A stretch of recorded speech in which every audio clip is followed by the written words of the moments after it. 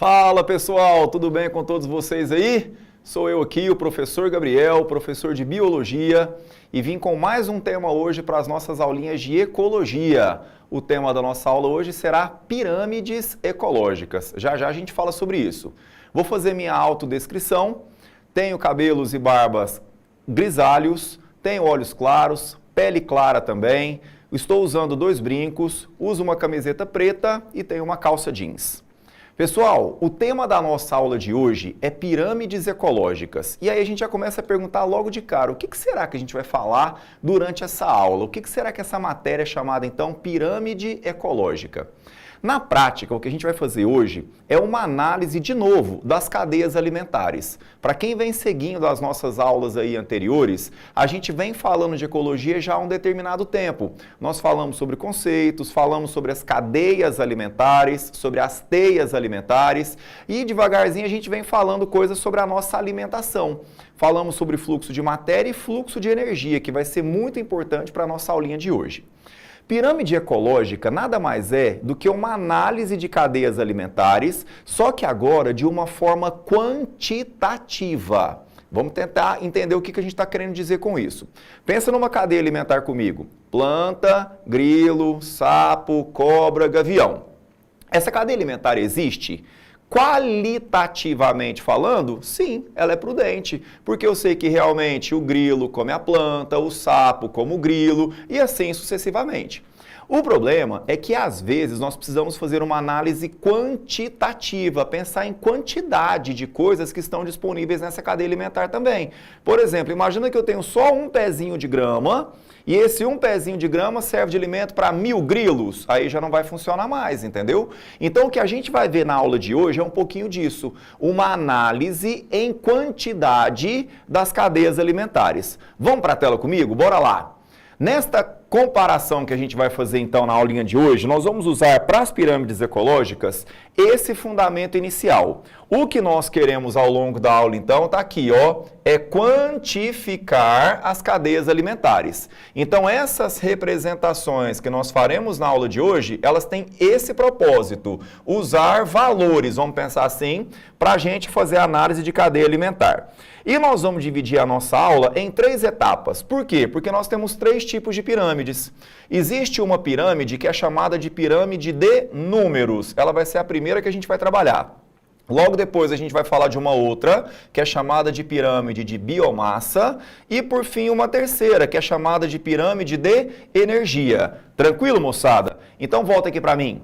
O nosso objetivo, então, na aula de hoje é isso. É de acordo com esses 3 critérios, número, biomassa e energia, quantificar uma cadeia alimentar. Só que antes da gente começar a falar dessas pirâmides, a gente precisa definir algumas coisinhas que são muito importantes para a construção delas. Primeira coisa, e aí vai parecer até um pouco estranho, tira da cabeça a pirâmide, aquele triângulo que a gente está acostumado a pensar lá naquelas pirâmides do Egito. Por quê? A matéria chama pirâmide ecológica. Essa é a disciplina que a gente vai estudar um pouquinho hoje. Só que nem sempre essa pirâmide vai ter um formato de pirâmide. Algumas podem ter um formato de pirâmide invertida. Outras podem ter formato nada a ver com uma pirâmide. A gente dá o nome pirâmides ecológicas por quê? Porque grande parte das vezes, sim, elas vão adquirir esse formato de pirâmide, mas não é uma regra, tá bom? Segunda coisa muito importante que eu quero que vocês entendam a partir de agora. Existe regra para a gente construir uma pirâmide. E a regra é assim, a base da pirâmide, seja ela do tamanho que for, pode ser grandona, pode ser média, pode ser pequenininha, ela sempre será representada pelo produtor. Então o produtor, aquela planta ou aquela alga, quem faz o processo da fotossíntese, vai ficar sempre na base da pirâmide. E os próximos degraus, de forma sequencial, são os degraus ocupados pelos demais níveis tróficos. Ou seja, a base vai ser a planta, depois da planta vai vir um consumidor primário, depois dele vem um consumidor secundário, depois vem um consumidor quaternário e assim sucessivamente. Então, o que eu quero que você entenda? Independentemente do tamanho, a sequência é sempre essa: produtor, consumidor primário, consumidor secundário, terciário e assim sucessivamente. Tranquilo? Essa é uma regrinha importante, porque senão o cara vai de repente chegar numa provinha para fazer uma questão e ele vai achar que sempre o maior vai ter que ficar embaixo. Não é verdade. Quem tem que sempre ficar embaixo é o produtor. Então a gente tem que seguir, não é uma sequência de tamanho, é uma sequência de níveis tróficos. Lembra? Primeiro o produtor, depois o consumidor primário e assim sucessivamente. Vamos para a tela comigo? Bora lá, moçada! A primeira pirâmide que a gente vai estudar é a chamada, então, pirâmide de números. O que a gente vai ver nessa pirâmide? O nome dela já fala, ó, o número de indivíduos que estão presentes em cada nível trófico.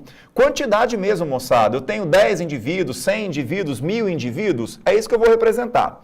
E das 3 pirâmides que a gente vai falar, essa pirâmide aqui, ó, é a pirâmide que pode apresentar a maior variedade de formas. Volta aqui para mim que isso aqui é importante. O que eu quero que você entenda? Que das 3, número, biomassa e energia, a pirâmide de números é aquela que pode apresentar a maior variedade de formatos. Tranquilo? Ela pode ser uma pirâmide em formato tradicional, ela pode ser uma pirâmide de cabeça para baixo, ela pode não ter formato nenhum de pirâmide. O que eu vou te mostrar agora é exatamente isso, como é que a gente pode formar ou construir essas pirâmides de números. Bora comigo para a nossa tela? Vamos lá. O primeiro exemplo aqui, eu tenho a seguinte cadeia alimentar, ó, a planta é o produtor, o gafanhoto é o consumidor primário e as aves representam o consumidor secundário. Então essa é a minha cadeia alimentar. E eu quero te mostrar agora que existe uma relação numérica, tá lá, ó, eu tenho 1000 plantas para 300 gafanhotos para 20 aves. Então vamos pensar, 1000, 300... e 20 são os números que a gente tem, não é? De todos eles, o 1000 é o maior. Ou seja, ó, eu vou fazer aqui uma barrinha que está representando para mim essa quantidade, ó. Essa barrinha está representando, então, as 1000 plantas. Aí, vamos lá. Quem é que come a planta? É o gafanhoto. Então, quem vem em cima da planta? O gafanhoto. E qual que é a quantidade dele? Ó, 300. Ou seja, eu vou fazer um quadradinho agora que seja menor do que o quadradinho do quanto? Da planta, que era 1000. Tranquilo. Quem que vem depois do gafanhoto? As aves. Quantas aves a gente tem? 20. Então, eu vou fazer um quadradinho agora que representa as 20 aves, que é menor do que o 300, é menor do que o 1000. Olha para mim aqui na figura. Essa pirâmide de números que a gente acabou de montar, ela tem um formato tradicional de pirâmide. Ou seja, essa pirâmidezinha aqui, coincidentemente, acabou tendo o quê? A base mais larga, depois ela estreita, depois ela estreita e depois ela estreita. Então, essa pirâmide de número ficou com o formato normal de uma pirâmide. Agora, olha esse segundo exemplo aqui. Eu tenho agora um ipê, que é uma planta. Esse ipê serve de alimento para um besouro, que é um outro bichinho que vai comer a planta. E o besouro serve de alimento para as aves. Mas olha a quantidade que eu tenho agora. Eu tenho 3 ipês para 1000 besouros para 20 aves. Então, olha o que a gente vai fazer nessa figurinha aqui. Eu tenho o número de ipês menor do que o número de quê? De besouros. Então, o patamar aqui, ó, o quadradinho do ipê é pequenininho. Já o quadradinho do besouro, ele é o quê? Ele é bem maior. E o número de aves é menor do que o número de quê? De besouros. Então, o quadradinho dele tem que ser o quê? Menor. Para essa figura, inclusive, ficar até um pouquinho melhor, a gente poderia fazer um patamar assim, ó, que fosse um pouquinho menor do que um pouquinho maior do que o 3 dos ipês e um pouquinho menor do que o 1000 do besouro. Mas não tem problema, a gente está fazendo uma relação direta entre os níveis tróficos. Olha para essa pirâmide aqui agora. Essa já não tem formato nenhum de pirâmide mais, tá vendo? Ela tem uma base, depois o nível trófico é maior, depois é menor, sem nenhum compromisso com o formato tradicional. E olha o último caso aqui, um outro exemplo. Eu tenho agora uma árvore que serve de alimento para milhares de pulgões, que servem de alimento para milhares e milhares e milhares de protozoários. Então, agora, o número de árvore é menor do que o número de pulgão, e o número de pulgão é menor do que o número de protozoário. Nesse último caso, eu tenho uma pirâmide invertida. Volta aqui para mim, então. Olha que legal. No primeiro caso, eu tinha uma pirâmide tradicional. No último caso, eu tinha uma pirâmide invertida. E no caso do meio, a gente não tinha formato nenhum de pirâmide. Era só uma distribuição de patamares ali. Então, o que eu quero que você entenda? Pirâmide de número, ela tem muita variedade de forma. A gente não tem que preocupar muito com um formato específico. Cada história dada para a gente numa cadeia alimentar vai se formar um formato de pirâmide, vamos falar assim, relacionado àquela história. Então não tem compromisso com forma nenhuma. Ficou clara a pirâmide de números? É só representar então o número que for dado para a gente. Só que nós temos um segundo caso, que agora é a pirâmide de biomassa. Foca em mim aqui agora, que isso aqui vai ser importante. Olha para cá. A pirâmide de biomassa, a gente vai ter que tomar um cuidado. Eu não posso tentar imaginar a biomassa como sendo o peso corporal de um indivíduo. O que eu vou pensar na biomassa? Qual será a quantidade de alimento que um nível trófico tem que ter para satisfazer o nível trófico seguinte? Então é mais ou menos como se a gente fosse fazer assim, ó, 1 grama vai servir de alimento para um boi. Se eu pensar no peso de um pezinho de grama e no peso de um boi, a grama vai ser bem menor do que o boi. Só que eu não posso pensar assim. Eu tenho que pensar em toda a quantidade necessária de grama que seja necessária para alimentar o quê? O boi. Então a biomassa, ela mede para a gente a matéria orgânica presente no nível trófico, em todos os organismos presentes ali, para satisfazer o nível trófico seguinte. Então nessa hora a gente vai ter uma coisa interessante para pensar. Na grande maioria das vezes, a pirâmide de biomassa vai ter um formatozinho de pirâmide mesmo.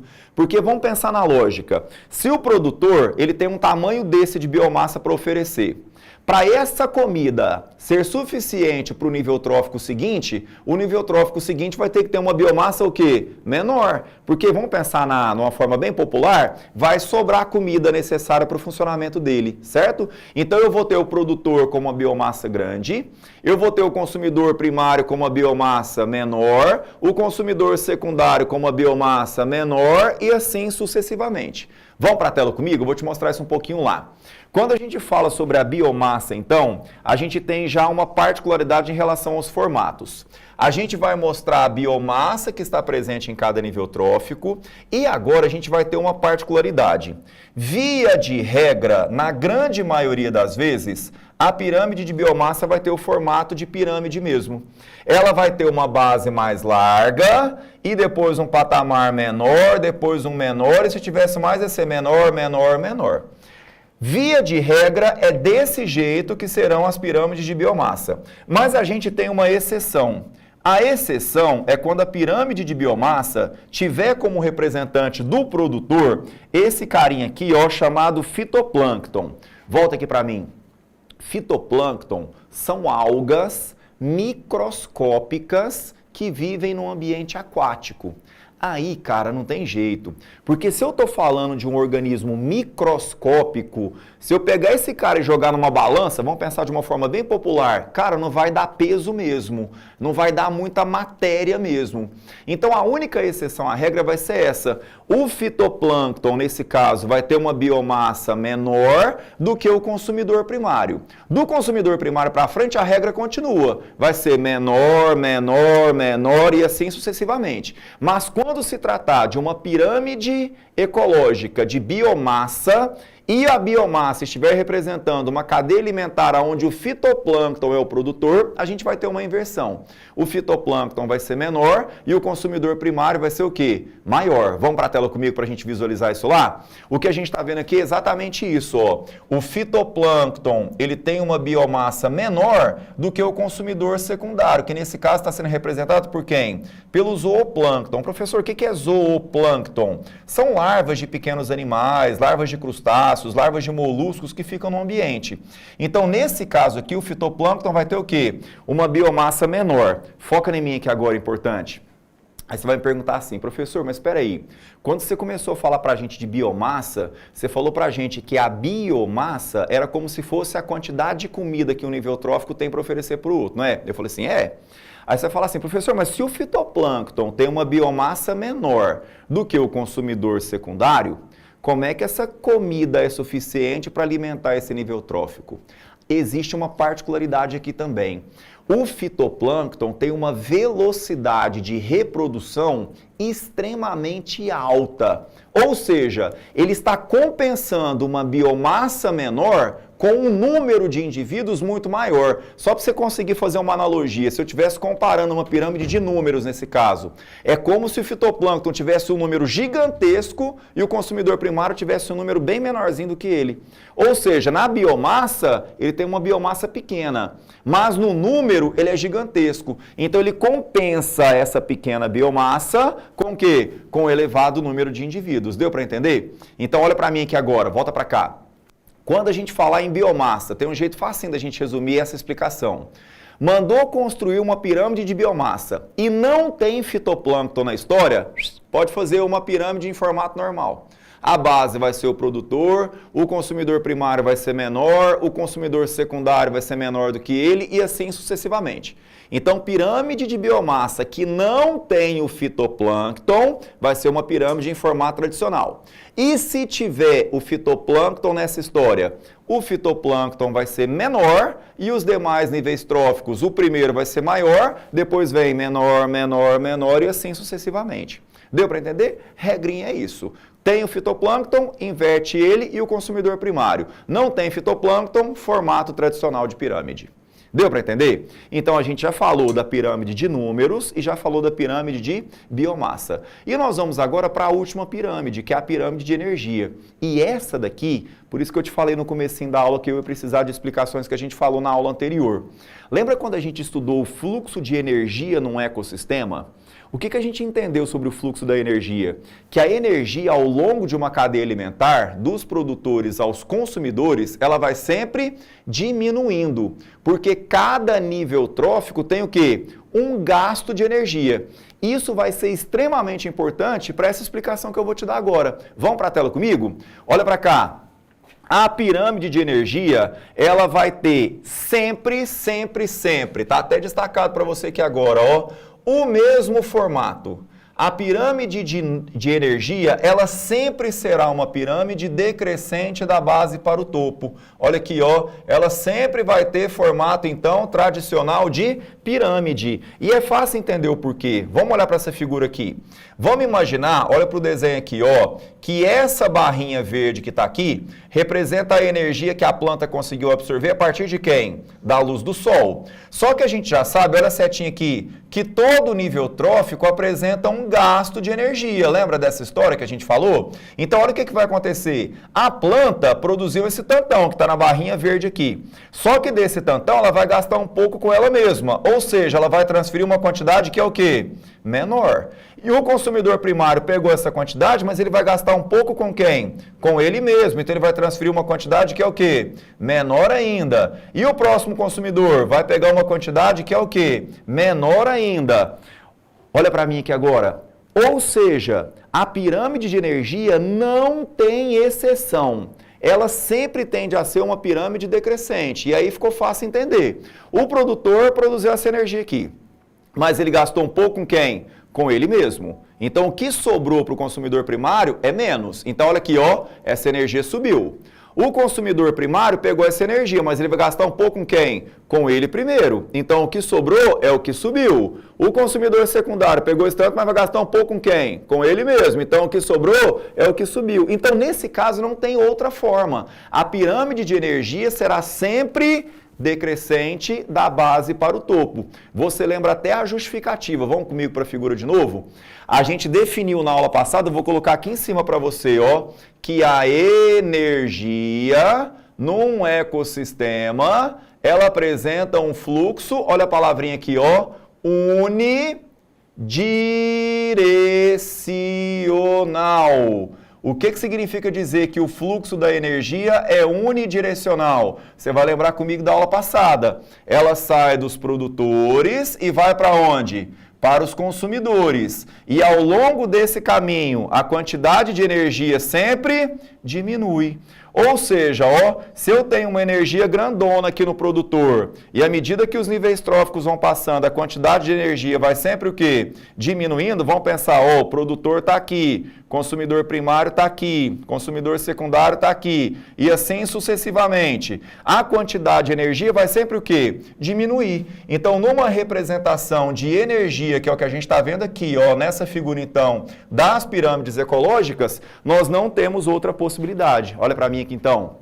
Sempre Mandou construir pirâmide de energia, nós vamos construir uma pirâmide em formato tradicional. Vamos lembrar que a gente sempre obedece à regra de primeiro produtor e assim os demais níveis tróficos vão ocupando os demais degraus, mas nesse caso aqui, o formato da energia não tem como mudar, vai ser sempre do mesmo formato. Vamos fazer um resuminho da aula de hoje? Pirâmide de número, vamos representar números de indivíduos em cada nível trófico. E aí, cada tamanho pode representar um tamanho de pirâmide diferente em cada degrau da pirâmide. Pirâmide de biomassa, se não tiver o fitoplâncton na história, vai ter um formato tradicional de pirâmide. Se tiver o fitoplâncton na história, que é o produtor, ele vai ser menor, o consumidor primário vai ser maior do que ele e os demais níveis tróficos vão diminuindo. E se a pirâmide for de energia, essa não tem exceção. Ela vai ser sempre uma pirâmide decrescente. A base vai ser maior e ao chegar no topo, ela vai sempre diminuindo a quantidade de energia. A justificativa é porque a energia movimenta-se de forma unidirecional. É uma única direção ao longo da cadeia alimentar, já que a energia é o quê? Permanentemente perdida. Galerinha, o tema da nossa aula de hoje era esse. Espero que vocês tenham conseguido aprender um pouquinho sobre a pirâmide ecológica e até a próxima. Por hoje é só. Beijo para vocês!